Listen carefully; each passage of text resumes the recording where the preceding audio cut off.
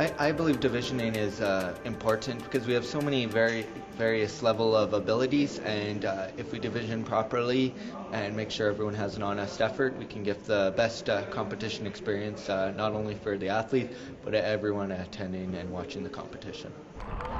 Special Olympics is founded on the belief that all people with intellectual disabilities deserve the opportunity to train and compete in sport and to have the chance of achieving success, whether that is a personal best or a gold medal. Special Olympics sports competitions are based on the idea that athletes of all abilities should be given an equal chance of succeeding. We do this through a unique process called divisioning, which groups individual athletes or teams according to gender, age, and most important, by ability levels. Divisioning is a unique process that is a cornerstone of our program, and it is required at all levels of Special Olympics competitions and in all sports. Divisioning is the most important part of a Special Olympic competition. It ensures that the athletes will be competing against other athletes of equal ability, and that's really the only way to give them meaningful competition. Straight away, I recognise the value of divisioning and the purpose behind divisioning around giving athletes the best opportunity at their ability to participate. Divisioning is the most important part of any sport within Special Olympics. I think any race you can watch where it's right down to the wire is always most enjoyable, and I believe that's why divisioning is so important in Special Olympics. According to Article 1 of the Special Olympics sports rules, there should be a minimum of 3 and a maximum of 8 athletes or teams in a division. There should be no more than a 15% difference between the highest and lowest skilled athlete or team. This is a guideline, not a rule. An example of this appears in the following graphic. In this competition, for instance, there are 13 athletes entered in a 25-metre event. The preliminary times range from 11.3 to 19 seconds. In order to group athletes so that there is no more than a 15% difference, you have to divide this group of athletes into 3 heats. The Games Management System, also known as GMS, is a software system that is a powerful tool used to help organisers run quality competitions. One of the features of GMS is being able to use the system to division your event. Divisioning is normally a 2-stage process.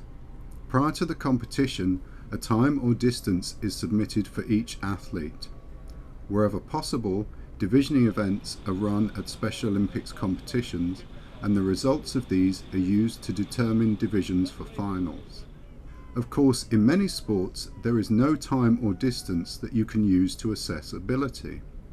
Examples would be judge sports like gymnastics, racket sports such as badminton, and team sports. Here we use various ways of assessing each player or team's ability, such as a player rating or skills assessment form, which is submitted by a coach prior to the event. Then, at the competition, there will be a series of short matches between athletes or teams to assess their ability in a game situation, and they will be placed in final divisions by a committee appointed for this purpose by the competition management. To maintain the integrity of Special Olympics competition, there is a maximum effort rule by which an athlete or team who performs significantly better in finals relative to their entry or preliminary event may be subject to disqualification. The coach of each athlete or team plays a critical role in ensuring fair divisioning and minimizing the chance of their athlete or team being disqualified. Clearly, an accurate score or skills assessment cannot be submitted if the coach does not know how the athlete or team performs in competition. In order to create good divisions and equal competition, it is critical for coaches to submit their athletes' best times or scores to competition organisers prior to the event. It is the responsibility of the coach to inform competition management if their athlete or team performance in a preliminary event did not accurately reflect their ability. When the divisioning process has been completed, there will be instances where there will still be less than 3 competitors or teams in each division. Where this is the case, the following process should be used. According to Article 1 of the Special Olympics Sports Rules, modify age groups, modify ability range, combine genders. Article 1 specifies the age groups which should be used when divisioning athletes or teams. Let's look again at our 25-metre race. This time we have added age groups to the mix. If we use the principle of applying gender, then age group, then ability, we get this result. The concern here is that we now have 4 divisions, but 2 of them have only 2 athletes.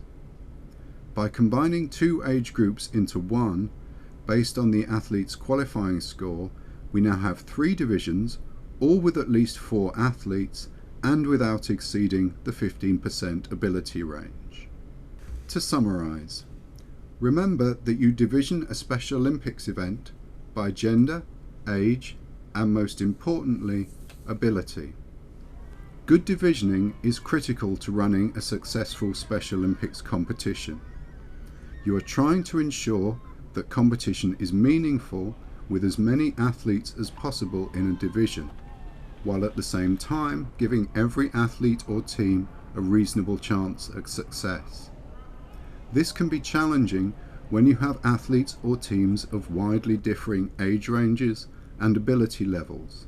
But remember, good divisioning is an art, not a science.